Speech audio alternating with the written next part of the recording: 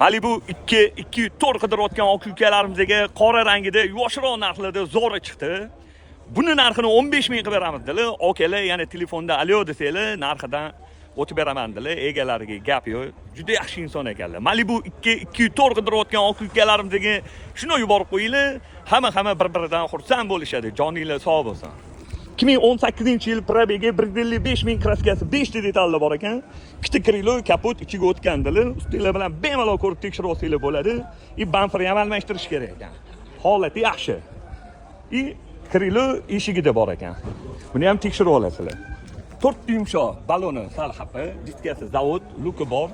Salon holatlari yaxshi, radnoyam zalatoyam yaqinim, salonlari yaxshi holatda, yaxshi kovriladi, ko'jalari zo'r turibdi. Endi ko'ngilli xira qiladigan joylari mana mashta ekanda. Bu nima unaqa turibdi? Xo'p, 2018-yil 155 ming yurgan Malibu 204 mizani 15 mingga berib yuboramiz. Yana ali o'tsizlar tepasida narxini kelishib olasizlar. Bosinglar.